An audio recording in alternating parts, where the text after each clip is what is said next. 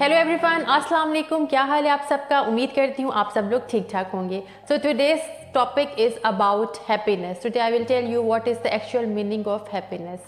So first remember one thing, that happiness is a choice, not a result.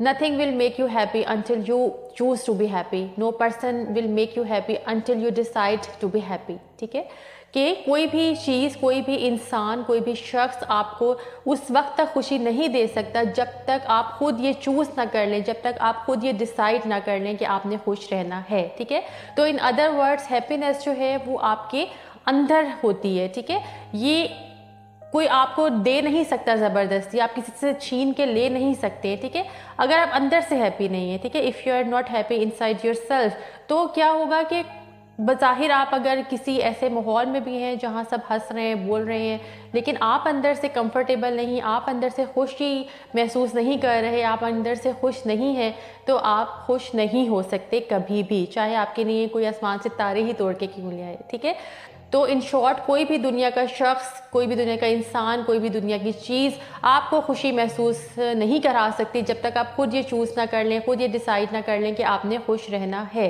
ठीक है, तो indirectly खुशी आपके अपने अंदर होती है।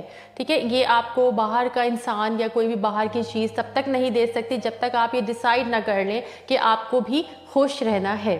ठीक है, लेकिन अब हम थोड़ा सा इसको और डिस्कस करते हैं। तो बात ये है कि खुशी जो है ना, आजकल के ज़माने में हम कुछ चीज़ों में तलाश करते हैं। ठीक है, अब वो चीज़ें कौन सी हैं? खुशी हम तलाश करते हैं मटीरियलिस्टिक चीज़ों में। ठीक है, खुशी हम तलाश करते हैं रिश्तों में, लोगों में। ठीक है, तो आजकल के ज़माने में हम खुशी जो है वो बाहर की दुनिया से हासिल करने की कोशिश करते हैं, और जब हमें वो नहीं मिलती है तो हम क्या होता है कि हम उदास हो जाते हैं, परेशान हो जाते हैं और डिप्रेशन का शिकार हो जाते हैं। अच्छा जी, तो सबसे पहले हम डिस्कस करेंगे कि हम खुशी जो हम मटेरियलिस्टिक चीज़ों में ढूंढने की कोशिश करते हैं। ठीक है, अब मैं आपको थोड़ा सा समझाने के लिए बताती चलूँ कि देखें, हमारी जो अट्रैक्शन है ना वो चीज़ों की तरफ, वो कैसे डेवलप होती है। इसमें जो है ना सोशल मीडिया जो है वो एक बहुत, मैं कहती हूँ कि इम्पॉर्टेंट रोल प्ले करता है। ठीक है, दूसरे नंबर पे आता है हमारी मार्केट स्ट्रेटजी। ठीक है, अब हम इसको बारी बारी डिस्कस करते हैं। सबसे पहले हम डिस्कस करते हैं मार्केट स्ट्रेटजी को। अब क्या है कि जैसे आप कहीं जा रहे हैं और आपने देखा जी कहीं पे जो है वो साइन बोर्ड देख लिया कि एक बहुत अच्छा सा किसी के हाथ में मोबाइल है। ठीक है, और साथ ही एक तस्वीर है जिसने किसी लड़के या लड़की ने मोबाइल पकड़ा हुआ है और उसके चेहरे पे स्माइल है, खुशी है, रौनक है। ठीक है, सेम इसी तरह आप जो है वो देखते हैं कि एक बहुत ही किसी अच्छी सी कोई सोसाइटी है और वहाँ पे जी एक कपल खड़ा हुआ है, उसके चेहरे पे भी बड़ी स्माइल है और बड़ा एक अच्छा सा जो एनवायरनमेंट है वो उस पर शो हो रहा है। ठीक है, जो साइन बोर्ड है, तो क्या हुआ कि आप जो हैं वो कॉम्प्लेक्स का शिकार हो गए, क्योंकि आपने उसको अपने आप से कंपेयर किया। ठीक है, आपने अपना मोबाइल कंपेयर किया कि अच्छा मेरे पास तो ये वाला मोबाइल है, अच्छा अगर मैं ये वाला मोबाइल ले लूँगा तो मैं ज़्यादा खुशी महसूस करूँगा। ठीक है, इसी तरह आपने घर देख लिया कि अच्छा बेशक आप अच्छी सोसाइटी में रह रहे हो, लेकिन आपने देखा कि अच्छा इससे भी बेहतर कोई जगह है और देखो यहाँ पे मैं रहूँगा ना तो ये मुझे ज़्यादा ये चीज़ खुशी देगी। ठीक है,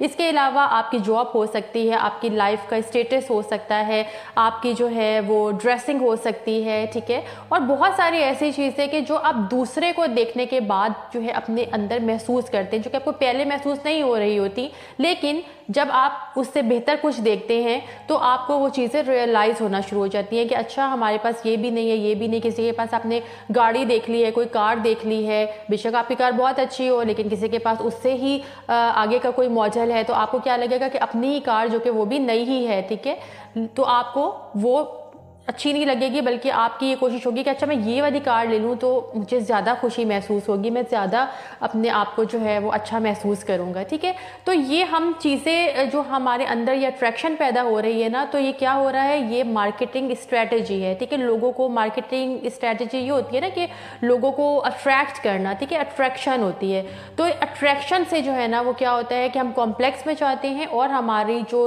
लाइफ है वो डिस्टर्ब होना शुरू हो जाती है। ठीक है, सेम इसी तरह तरह दूसरे नंबर पे मैंने आपसे कहा है सोशल मीडिया। देखिए फॉर एग्जांपल मैं यहाँ पे एक वीडियो बना रही हूँ कि मैं जी बड़ा कोई घूम फिर रही हूँ और बड़े मेरे अच्छे कोई ड्रेसिंग है और बड़ा मैं कोई चिल कर रही हूँ, बड़े अच्छे मेरे फ्रेंड्स हैं, बस मैं पूरी दुनिया घूम रही हूँ, ठीक है। अब एक इंसान जो बेचारा कमरे में बैठा हुआ है और वो जस्ट मेरी वीडियो देख रहा है और उस बेचारे के पास जो है वो खाने के लिए पैसे भी नहीं है, तो वो ये ज़रूर सोचेगा, सोचने में मजबूर हो जाएगा कि अच्छा भाई लाइफ तो इन्हीं लोगों की है।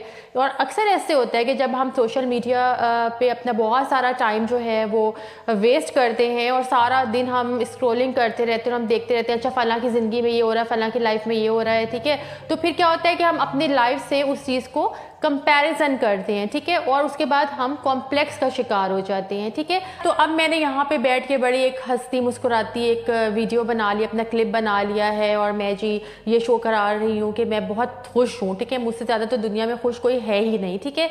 बट कैमरा ऑफ करने के बाद मैं आराम से जो है उदास सी बैठी हुई हूँ कहीं पर, ठीक है। लेकिन आपने मेरा कौन सा फेस देखा है? खुशी वाला, ठीक है। आपने ये नहीं देखा कि कैमरा ऑफ होने के बाद, ठीक है, मैं अपनी लाइफ में क्या कर रही हूँ। मे बी मैं बहुत ज़्यादा डिप्रेशन का शिकार हूँ, मे बी मैं फ्रस्ट्रेशन का शिकार हूँ, मे बी मुझे कोई डिजीज़ है, बीमारी है, बट क्योंकि आपने ज़ाहिरी तौर पे ये देखा है कि I am a very happy और चिल पर्सन, तो आप उससे अट्रैक्ट हो गए, ठीक है।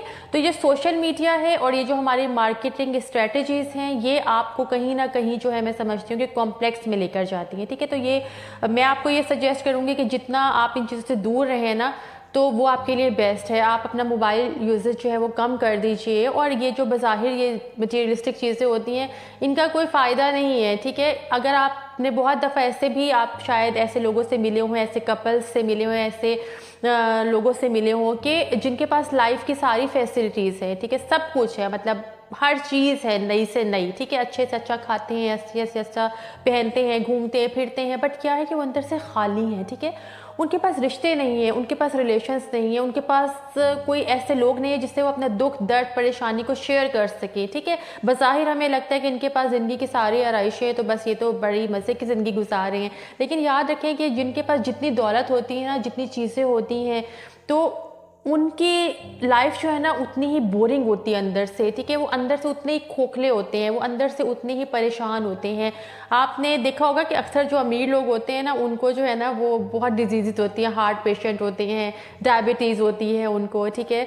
और इसके अलावा बहुत सारे ऐसे डिप्रेशन के केसेस आपको बहुत अमीर लोगों में मिलेंगे, ठीक है, as compare to poor people.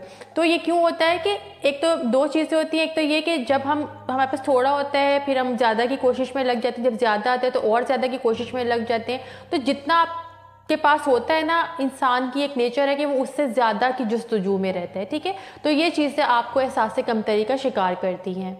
अच्छा जी, ये तो ये बात होगी। अब दूसरी बात क्या आती है? दूसरा जो हम खुशी तलाश करने की कोशिश करते हैं वो क्या है?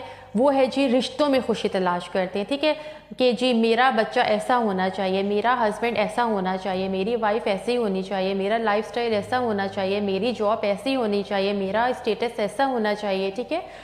और रिश्तों में हम ढूंढते हैं कि अच्छा जी हमारे साथ जो है वो ऐसा हो रहा है और फ़लाँ के साथ तो उसकी लाइफ तो बड़ी अच्छी गुजर रही है। हम कंपैरिजन करते हैं दूसरे की लाइफस्टाइल से, अपनी लाइफस्टाइल को दूसरे के रिलेशंस को देखकर अपने रिलेशंस को, अच्छा फ़लाँ की वाइफ तो बहुत अच्छी है, फ़लाँ का हस्बैंड तो बहुत अच्छा है, फ़लाँ के बच्चे बड़े अच्छे हैं, हमारे बच्चे ऐसे हैं, ठीक है। तो क्या हो गया? कंपैरिजन आ गया। कंपैरिजन फिर अगेन वही कि आपको कॉम्प्लेक्स में लेके जाएगा, फ्रस्ट्रेशन और डिप्रेशन के शिकार हो जाएंगे, ठीक है। तो ये जो एक्सपेक्टेशन है ना, जब हमारी एक्सपेक्टेशंस पे दूसरा इंसान पूरा नहीं उतरता है तो क्या होता है कि वहीं से जो है ना बस कहानी ख़राब हो जाती है और हम जो है ना वो फ्रस्ट्रेशन का शिकार हो जाते हैं। एंड थर्ड पॉइंट जिसकी वजह से हम अपने आप को अनहैप्पी महसूस करते हैं वो क्या है? फेयर ऑफ फेलियर, ठीक है। हमें हार मंजूर नहीं होती है, ठीक है, हमें हारना पसंद नहीं होता, हमें गिरना पसंद नहीं होता, ठीक है। एक बात हमेशा मेरी याद रखिएगा कि देखिए ज़िंदगी ना एक खेल है, ठीक है, और अगर आप इसमें जीत जाते हैं तो आप कामयाब हो जाएंगे, लेकिन अगर आप इसमें हार जाते हैं तो क्या होगा कि आप समझदार हो जाएंगे, ठीक है।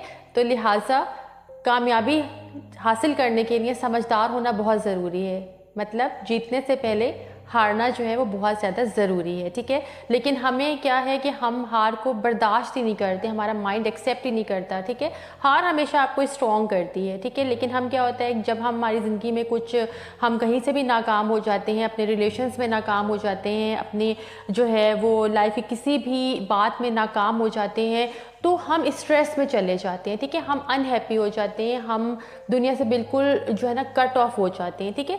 तो मैं समझती हूँ कि ये 3 ऐसी मेन रीजंस हैं। नंबर 1 क्या है कि आप जो है मटेरियलिस्टिक चीज़ों के पीछे भाग रहे हैं, इसलिए आप अनहैप्पी हैं। सेकंड वन इज़ कि आप जो है लोगों से एक्सपेक्ट कर रहे हैं। और थर्ड वन इज़ कि आपको जो है ना खौफ है हार जाने का, ठीक है। ये 3 चीज़ें ऐसी हैं जो आपको डिप्रेशन में ले जाती हैं और आपको अनहैप्पी आप उनकी वजह से महसूस करते हैं, ठीक है।